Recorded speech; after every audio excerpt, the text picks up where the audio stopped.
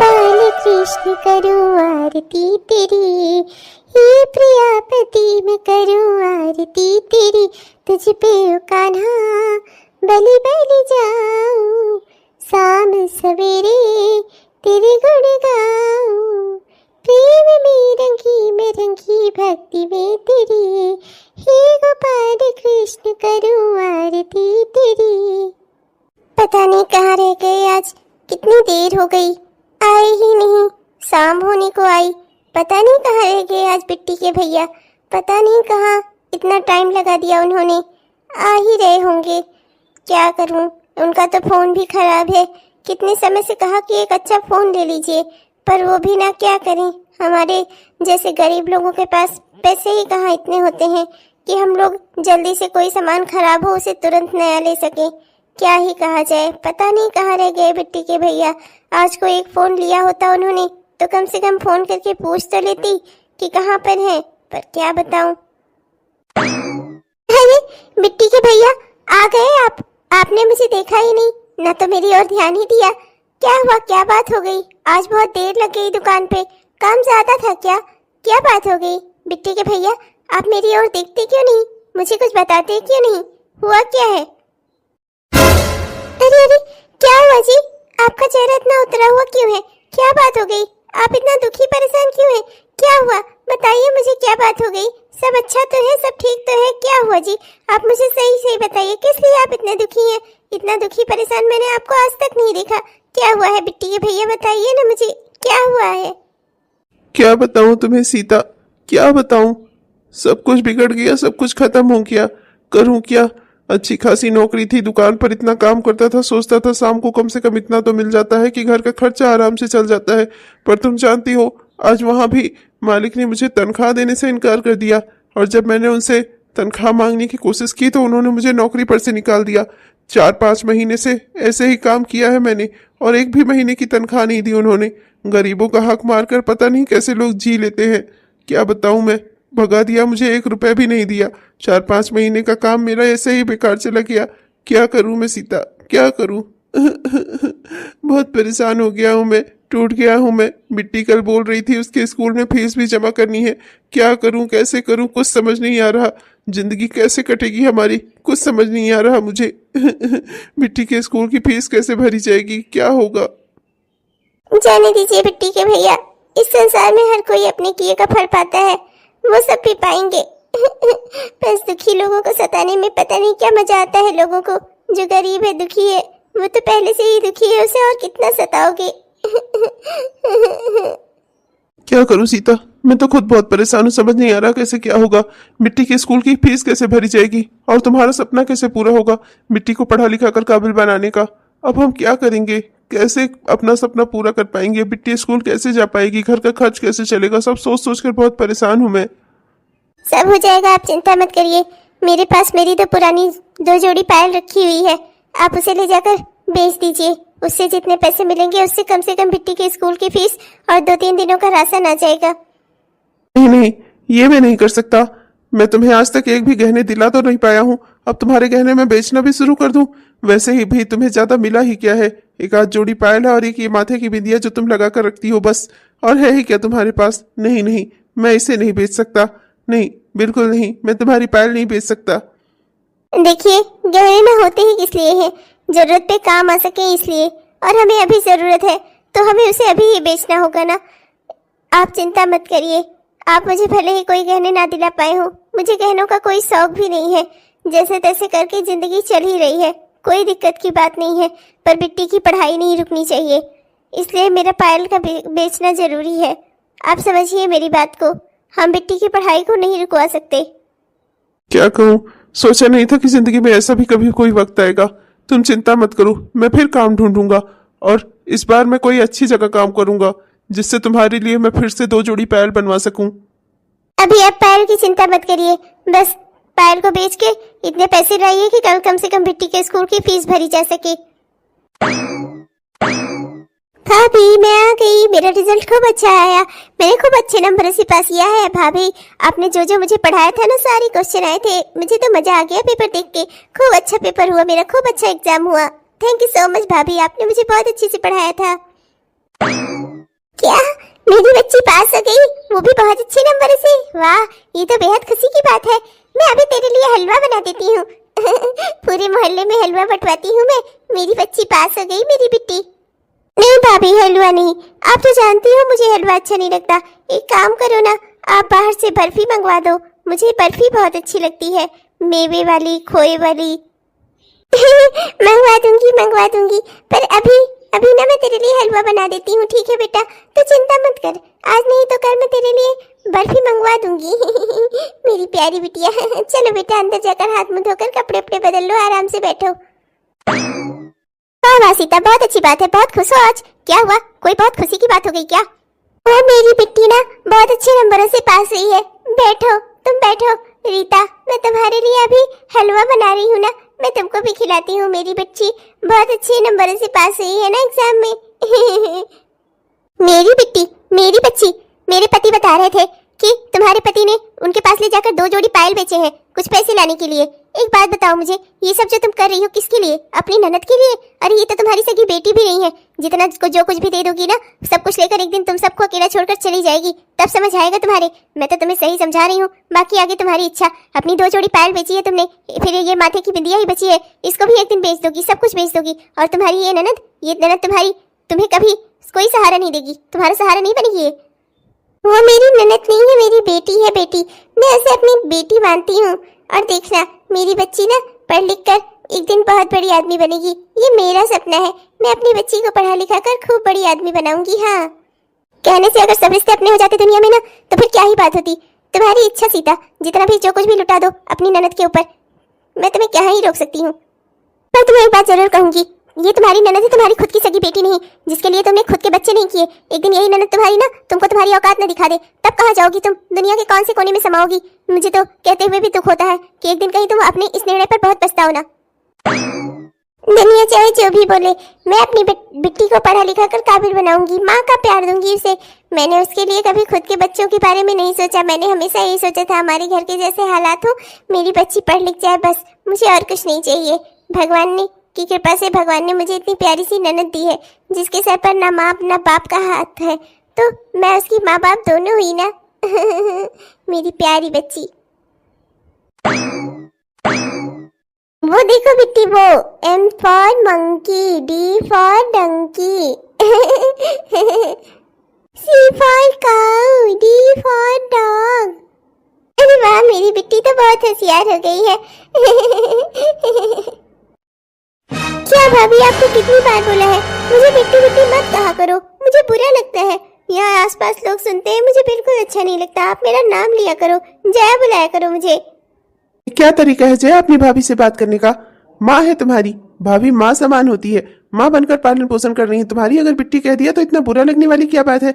अभी तुम इतनी छोटी सी हो, अभी तुम्हारी कौन सी इज्जत घटी जा रही है? हाँ, हमें जाने दीजिए जया के भैया, आज से मैं बिट्टी को बिट्टी नहीं कहूंगी, बिट्टी मेरे लिए जया ही हो गई। जया ही कह दूंगी, जिसमें मेरी बच्ची खुश रहे। अच्छा एक बात बताओ, तुम्हारे मायके में आज इतना बड़ा फंक्शन था, तुम गई क्यों नहीं वहां पर? वो बस ऐसे ही। ऐसे ही या इस वजह से कि तुम्हारे पास कोई अच्छी ढंग की साड़ी नहीं रही होगी, ना तो अच्छे कपड़े रहते हैं? क्या करूं, तंग आ गया हूं इस गरीबी से, अपने ही परिवार की जिम्मेदारी नहीं उठा पा रहा हूं। ऐसा मत सोचिए जी, सब कुछ अच्छा हो जाएगा, एक दिन सब ठीक हो जाएगा। 15 साल बाद। ओ भैया, ओ भाभी, आज मैं बेहद खुश हूँ। आपको पता है, जितना पढ़ के मैंने मेहनत की थी ना, मेरी सारी मेहनत सफल हो गई। मुझको सरकारी नौकरी मिल गई है, अब तो मैं बहुत खुश हूँ। आखिर भगवान ने मुझे मेरी मेहनत का फल दे ही दिया। ये तो बेहद खुशी की बात है। चलो, तुम्हारी भी तपस्या पूरी हुई सीता। बहुत बहुत तुमने तपस्या की थी इस काम को करने के लिए, तुमने क्या क्या सहा था। आज वो दिन आ ही गया, तुमने आखिर जो ठाना था वो तुमने कर ही लिया। तुमने सोचा था कि तुम जया को काबिल बनाओगी और तुमने जया को काबिल बना दिया। आज जया अपने पैरों पर खड़ी हो गई, वाकई में मानना पड़ेगा। ये सब जया की मेहनत का फल है। मेरी बच्ची ने बहुत मेहनत की है इस दिन के लिए। हाँ, मैं जा रही हूँ अपनी सहेलियों को भी बताने। 10 दिन बाद। आज मुझे भी थोड़ी सी तनख्वाह मिली है, तो मैंने सोचा है कि बिट्टी, अरे सॉरी, जया आ जाएगी तो उसी के साथ चलेंगे, बाहर खाना वाना खाएंगे, बहुत अच्छा लगेगा। जब से जया पढ़ रही थी कहाँ हमारे पास इतना समय ही होता था कि हम उसे कहीं बाहर बाहर घुमाने ले जा पाए। आज जया आएगी तो हम उसके साथ बाहर घूमने जाएंगे, बहुत अच्छा लगेगा। देखना सीता, तुम मेरी बच्ची खुश हो जाएगी। हाँ, जया के आने का समय तो हो गया है, पर अभी तक आई नहीं बच्ची। पता नहीं कहाँ रह गई, हो सकता है काम में कहीं फंस गई हो। इतनी सारी फाइल रहती है, सरकारी दफ्तर है उसका, कितना सारा काम रहता है मेरी बच्ची को। पता नहीं किसका फोन आ रहा है। हेलो हेलो हेलो भाभी, मैं जया बात कर रही हूँ। मैंने आपको कुछ बताने के लिए फोन किया है। आप लोग मेरा इंतजार मत करिएगा। मैं जिसे पसंद करती हूँ मैं उसी के साथ शादी कर रही हूँ। शादी करके अपना मैंने घर बसा लिया है और अब मैं आपके घर नहीं आऊंगी भाभी। मैंने सोचा आपको और भैया को बता दूं बस। क्या? अरे जया बच्ची, मेरी बात तो सुनो। जया बच्ची। टूट टूट टूट टूट टूट टूट। क्या हुआ? जया का फोन था, तुमने उसे बताया क्यों नहीं कि आज हमें पार्टी करनी है, आज हम लोग रेस्टोरेंट चलेंगे। उसके भैया को आज अच्छी खासी तनख्वाह मिली है 2 महीने की। चलो ना चलते हैं कहीं, बता दो उसे। लाओ मैं बात कर लेता हूँ, लाओ मुझे फोन दे दो। क्या हुआ? तुम इस तरह से परेशान क्यों हो गई? क्या हुआ? क्या बात हो गई? बताओ मुझे। तुम इतनी इतनी दुखी कैसे हो गई अचानक से? जया ने तुमसे बात की है? क्या कहा जया ने? बताओ मुझे। कैसे बताएं आपको कि जया ने अपने मन से शादी कर ली है और वो अपना शादी करके अपने पति के साथ अपने ससुराल चली गई। क्या? ये नहीं हो सकता, ऐसा नहीं हो सकता। सही कह रही हो क्या तुम? भैया, भारती कभी झूठ नहीं बोलती। भाभी इसीलिए आपको नहीं बता पा रही है। मैंने इन्हें कितनी बार समझाया था कि इतने ज्यादा पैसे अपनी ननद के ऊपर मत खर्च करो, पर ये नहीं, अपनी खुद की बेटी से बढ़कर उसे मानती थी ना। कटा दी ना नाक आपकी। अब सारे मोहल्ले वाले एक एक करके हमें सुनाएंगे। हम क्या करेंगे जी? अब हम यहाँ कैसे रह पाएंगे? अगर अगर जया को शादी ही करनी थी तो हमें बता सकती थी ना। हम उसकी शादी धूमधाम से उसी लड़के के साथ करवा देते जिससे वो शादी करना चाहती थी। फिर उसने हमें धोखा क्यों दिया? क्यों वो छोड़कर हमारे घर को भागी? चिंता मत करो, उस बेगैरत के लिए तुमने अपने खुद के बच्चे नहीं किए। हमने अपना सारा सब कुछ, जीवन भर की कमाई सारी सब कुछ लुटा दिया उस पे। अब अगर वो हमारी बात नहीं मानती, उसने हम इतने बेकार लगते हैं, इतने बुरे लगते हैं कि उसने हमें अपनी शादी तक की खबर नहीं दी। चुपचाप से शादी करके अपने ससुराल चली गई। हम सब अगर उसके लिए कोई मायने नहीं रखते तो वो भी अब हमारे लिए कोई मायने नहीं रखती। भूल जाओ उसे। आप कैसे कह रहे हैं? कैसे भूल जाऊं उसे? इतने सालों तक अपनी बेटी की तरह पाला है। भले ही उसे जन्म न दिया हो, पर उसके साथ हमेशा माँ की तरह ही पेश आई हूँ। माँ बनकर पाला है उसे, और आप कह रहे हैं अपनी जिंदगी से निकाल से बाहर करो, भूल जाओ। ऐसा कैसे कर सकती हूँ मैं? रो नहीं, कोई बात नहीं। अगर उसने हमें अपना नहीं समझा तो कोई बात नहीं। उसने हमारी इतनी सी भी इज्जत नहीं रखी कि वो हमें कम से कम अपनी शादी में शामिल करती तो कोई बात नहीं। वो अगर मुझसे एक बार भी कहती ना कि मुझे इस लड़की से शादी करनी है तो मैं उसे लड़के से उसकी शादी करवा देता। पर कोई बात नहीं, अगर मेरी बहन ने मुझे इस लायक नहीं समझा तो जब वो मेरी ना हो सकी, जिसका वो खून का रिश्ता थी, तो तुम्हारा क्या होगी? भूल जाओ उसे। कहना आसान है, फिर करना बहुत मुश्किल है। ठीक है, चलो कोई बात नहीं। मुझे मेरे बेटे पर पूरा भरोसा है। अगर उसने तुम्हें चुना है अपने लिए तो फिर कोई बात नहीं। मैं भी इस रिश्ते के लिए तैयार हूँ। मैं अपने बेटे की कभी खिलाफत नहीं करूंगी और तुम तो उसकी पसंद हो। चलो अच्छा, कोई बात नहीं। मैं भी तुम्हारी आरती वारती उतार देती हूँ। एक बात बताओ मुझे, तुम्हारे घर में तुम्हारे अलावा कौन कौन है? मेरे घर में कोई नहीं है। किराए का कमरा लेकर रहती थी। मेरी दादी ने मुझे पाल पोस कर बड़ा किया। जब मेरी नौकरी लगने वाली हुई तो दादी भी मेरी चल बसी। मेरे अब कोई नहीं है, मैं अकेली ही हूँ। अरे भगवान, हे भगवान, ऐसा मत कहो बेटा। अब ये मत कहना कि तुम्हारे कोई नहीं है। हम दोनों है ना, हम तुम्हारा परिवार है, तो मुझे अपनी माँ जैसी ही समझो। चलो बेटा, इसके लिए बहू के लिए कमरा वमरा ठीक कर देते हैं। चलो बहू, मैं भी आती हूँ। ठीक है, मैं चलो। लोगों को मेरे घर वालों से मिलना है, पर मुझे किसी को किसी से नहीं मिलवाना। कोई नहीं है मेरे घर वालों से मिलवाऊं। भैया भाभी वहाँ किस हालात में रहते हैं, उनका घर, उनका रहन सहन, उनका पहनावा देखकर ये लोग अंदाजा लगा लेंगे कि मैं किसी बहुत ही गरीब परिवार से हूँ। इतने बड़े घर में आई हूँ तो मैं किसी गरीब परिवार की बेटी नहीं बन सकती, इसलिए मेरा कोई रिश्ता नाता नहीं है। भाभी को मैंने फोन करके बता ही दिया है कि मैंने शादी कर ली है। अब तो कोई सवाल भी नहीं है वहाँ जाने का। बस सब बढ़िया है गया। अब मेरी जिंदगी बहुत अच्छी गुजरेगी। क्या हुआ डॉक्टर साहब? हुआ क्या है उन्हें? वो ठीक तो हो जाएंगे ना? मेरा जी बहुत घबरा रहा है डॉक्टर साहब, उनके अलावा मेरे और कोई नहीं है। अरे देखिए मैडम, कोई खास बात नहीं है, टाइफाइड हुआ है उन्हें, बस थोड़ी सी अच्छी देखभाल की जरूरत है, जल्दी से ठीक हो जाएंगे। थोड़ा दवाइयाँ आइयाँ, थोड़ा पैसा खर्च करना पड़ेगा आपको, थोड़े फल फ्रूट मेवे ये सब खिलाइए पिलाइए, जल्दी से अच्छे हो जाएंगे। फिर आपको कोई चिंता नहीं करनी चाहिए, कोई बड़ी बीमारी नहीं हुई है उन्हें, बस ये सब करिए और उनका ख्याल रखिए। मैं कुछ दवाइयाँ लिख कर देता हूँ, बाहर की मेडिकल स्टोर जो है वहाँ से खरीद लीजिएगा। अब दवाइयाँ भी जितनी लिख रहा हूँ वो सारी दवाइयाँ आनी चाहिए। डॉक्टर साहब, आपसे एक बात पूछूं, जो दवा आप लिख कर देने वाले हैं वो लगभग कितने की होगी? यही कुछ 4 से 5 हजार के बीच में बस, लेकिन वो दवाइयों का होना बहुत जरूरी है। सस्ती ही दवाइयाँ तो हैं, इतना तो आप कर ही सकती हैं। 4 से 5 हजार की दवाइयाँ, फल फ्रूट मेवा, हॉस्पिटल का खर्चा, मैं क्या करूं भगवान? कहाँ से लाऊं इतने सारे पैसे? एक्सक्यूज मी मैडम, सुनिए, क्या हुआ, क्या प्रॉब्लम है, आप मुझे बताइए। देखो बेटा, तुम्हारे आगे हाथ जोड़ती हूँ, तुम क्या मुझे कहीं कोई काम दिला सकते हो जहाँ से मुझे थोड़े पैसे उधार मिल सके? मुझे मेरे पति का इलाज करवाना है। सुना ना तुमने, 4 से 5 हजार की दवाइयाँ करवानी है और उन्हें जूस फल मेवा ये सब कुछ खिलाना है। मैं कहाँ से क्या करूँगी? मेरे पास तो 1 रुपया भी नहीं है। तुम मुझे कहीं काम दिलवा दो, मैं काम करके अपना कुछ पैसे कमा लूंगी और धीरे धीरे करके वहाँ के मालिक को अदा कर दूंगी। मैं प्लीज बेटा, अगर हो सके तो मेरी इतनी मदद कर दो। आप चिंता ना करें, आप यहाँ रुकिए, मैं डॉक्टर से पर्चा लेकर दवाइयाँ लेकर आता हूँ। आपको कुछ भी सोचने की जरूरत नहीं है। नहीं बेटा, मैं काम करूंगी, काम कर करके अपने पति का इलाज करवा लूंगी। आज तक जिंदगी में कभी भी हमने मुफ्त की रोटी नहीं तोड़ी है। बताओ बेटा, मुझे कहीं काम दिला दो, धीरे धीरे करके मैं तुम्हारा उधार चुका दूंगी। वैसे तो उसकी कोई जरूरत नहीं है, लेकिन अगर आप काम करना ही चाहती हैं तो आप चलिएगा, आप अपने हस्बैंड का इलाज करवा लीजिए, वो ठीक हो जाए, फिर आप चलिए मेरे साथ, आप मेरे घर पर चलिए, वहां आप दोनों रहिएगा, आप काम करिएगा और धीरे धीरे करके मेरा उधार चुका दीजिएगा। ठीक है, अब तो खुश हैं आप? आपका बहुत बहुत शुक्रिया बेटा, आपका ये एहसान मैं कभी नहीं भूलूंगी। आप मेरे पूरे वक्त में काम आए, भगवान आपका भला करे बेटा। आप दोनों यही रुकिए, मैं अभी अपनी माँ को बुलाता हूँ। माँ, ओ माँ, जया, ओ जया। अरे ये यहाँ कैसे? ये लोग यहाँ कैसे? यहाँ कैसे? क्या मतलब है जया?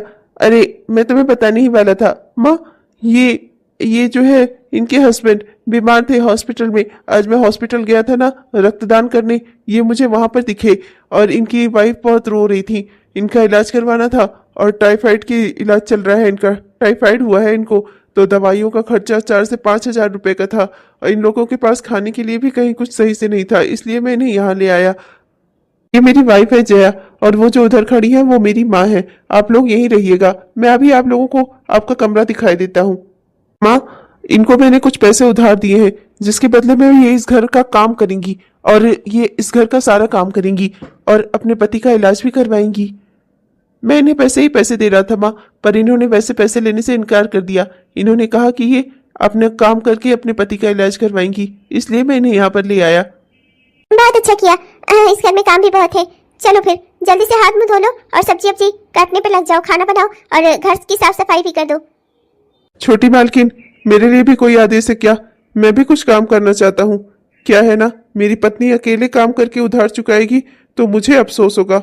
आप मुझे भी कोई काम बता दीजिए छोटी मालकिन, मैं भी करना चाहूंगा। हाँ छोटी मालकिन, बताइए हमें कहाँ से काम की शुरुआत करनी है?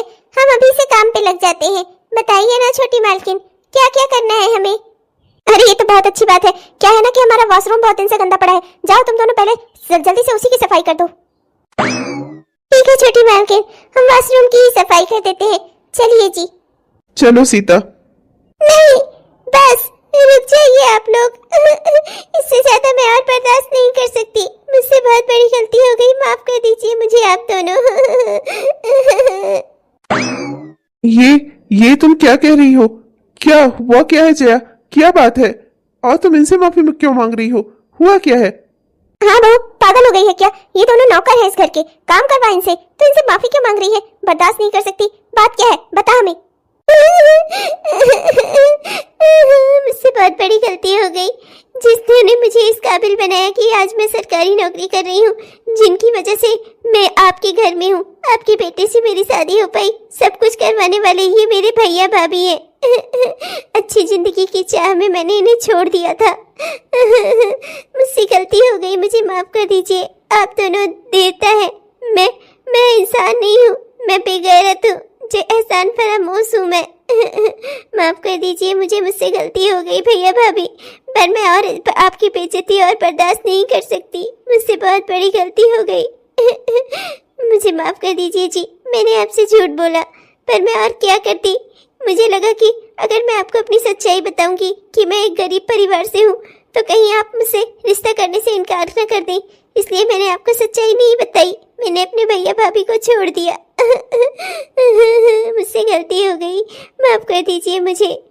छी जया, तुम्हें मेरे बारे में इतनी घटिया सोच है तुम्हारी। अरे एक इंसान किससे साथ जीवन बिताने के लिए तुमने अपने भैया भाभी को छोड़ दिया, जिन्होंने तुम्हें अपनी बेटी की तरह पाला, पाल पोस कर तुम्हें बड़ा किया, इस तरह की संस्कार दिए, इस तरह की इज्जत वाली जिंदगी दी। इन्हें छोड़ दिया तुमने सिर्फ इसलिए जिससे तुम मेरे साथ रह सको, एक अच्छी स्टैंडर्ड वाली जिंदगी बिता सको। उस जिंदगी के लिए तुमने इन्हें छोड़ दिया, जिन्होंने अपना सब कुछ तुम्हें दे दिया। तुमने उन्हें भुला दिया जया। मानना पड़ेगा जया, एक बात कहूंगा, चाहे तुम्हें बुरा ही लगे, जो अपने पैदा किए हुए माँ बाप और पालने वाली माँ बनकर भाभी और भैया को छोड़ दिया हो जिसने अपने स्वार्थ के लिए, वो और लड़की बेहद स्वार्थी होगी। वो मेरी क्या होगी जो अपने भैया भाभी की ना हो सकी। छी छी बहू, मैं तो तुझे एक अच्छी लड़की समझती थी, और तू ऐसी निकली कि मैंने कभी सपने में भी नहीं सोचा था। अपनी जिंदगी की अधाई से ऐसा आराम के लिए तूने अपने माँ समान भैया भाभी को छोड़ दिया। मैं तो तुझे बहुत संस्कारों वाली समझती थी। छी, आप लोग अब मुझे चाहे जो सजा दें, चाहे तो मुझे इस घर से निकाल दें, मुझे यहाँ से दूर भेज दें, चाहे तो मेरा तलाक करवा दें, पर मैं अपने भैया भाभी की और बेइज्जती बर्दाश्त नहीं कर सकती। मुझसे गलती हो गई मानती हूँ, पर आज भी मैं अपने भैया भाभी से बहुत जुड़ी हुई हूँ। देखो बेटा, मैं तुम्हारे आगे हाथ जोड़ती हूँ, मानती हूँ मेरी बच्ची से गलती हो गई। जया नादान थी, नादानी में उसने ये सब किया, पर देखो आज उसने अपने मुंह से सारी सच्चाई कबूल कर ली ना। वो बुरी नहीं है मन की, माफ कर दो उसे। हाँ, हम दोनों यहाँ से चले जाएंगे, कभी यहाँ नहीं आएंगे। तुम लोग सुकून से और खुशी से रहो, बस हमें और कुछ नहीं चाहिए। मैं जया को माफ कर दूंगा, लेकिन एक शर्त पर। शर्त? कैसी शर्त? बेटा मैं तुम्हारे पैसे धीरे धीरे करके चुका दूंगी, मैं कहीं और काम कर लूंगी।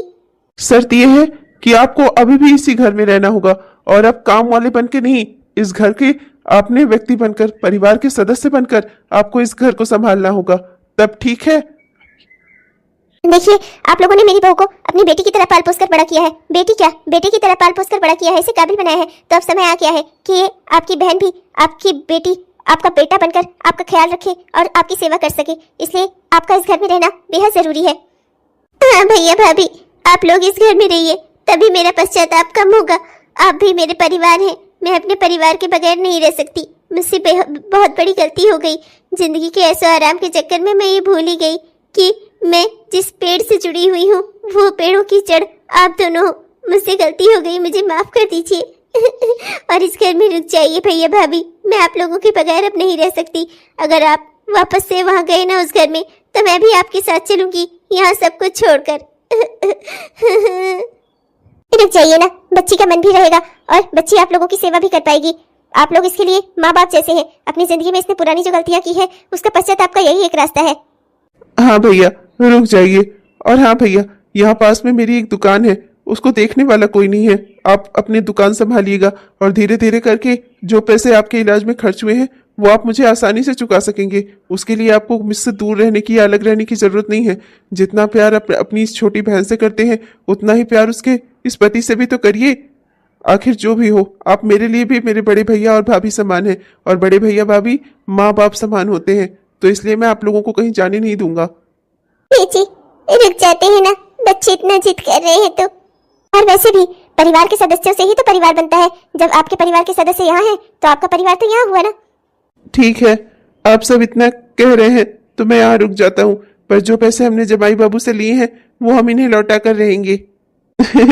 ठीक है, मैंने आपको बताया ना कि मेरी दुकान कोई देखने वाला नहीं है। आप वो दुकान संभालिए और तनख्वाह के रूप में मुझे पैसे कटवाते रहिएगा धीरे धीरे। ठीक है भैया, ठीक है भाभी, लेकिन हाँ, मैं आप लोगों को यहाँ से जाने नहीं दूंगा। अब आप लोगों को यहीं रहना होगा, यही घर आपका है, यही परिवार आपका है। हाँ भैया भाभी, और आप लोग मेरे भैया भाभी नहीं, माँ बाप हो, माँ बाप। हेलो दोस्तों, आप सबको दिल से हमारा प्यार भरा नमस्कार। कैसे हैं आप सब? उम्मीद करती हूँ कि बहुत ही बढ़िया होंगे। आपने हमारा यह वीडियो पूरा देखा, इसके लिए आपका दिल से बहुत बहुत धन्यवाद दोस्तों। तो कैसा लगा आपको? उम्मीद करता हूँ कि पसंद आया होगा। अगर पसंद आया दोस्तों तो कृपया वीडियो को लाइक जरूर करिएगा और अपने दोस्तों को, रिश्तेदारों को व्हाट्सएप के माध्यम से शेयर भी जरूर करिएगा। और हमारे जिन भी दोस्तों ने अभी तक हमारे इस चैनल को सब्सक्राइब नहीं किया है, कृपया सब्सक्राइब कर लीजिए दोस्तों। सब्सक्राइब करके वो बेल आइकन दबाकर ऑल नोटिफिकेशन को ऑन कर लीजिए, जिससे हमारे इस तरह की वीडियोस आप तक हर दिन पहुंचते रहें। और हाँ दोस्तों, अपने प्यारे प्यारे कमेंट्स तो हमें जरूर लिखिएगा। आपके प्यारे प्यारे कमेंट्स का ना हम दिल से इंतजार करते हैं दोस्तों। तब तक के लिए चलते हैं दोस्तों, मिलेंगे आपसे कल के वीडियो में। तब तक के लिए बाय बाय।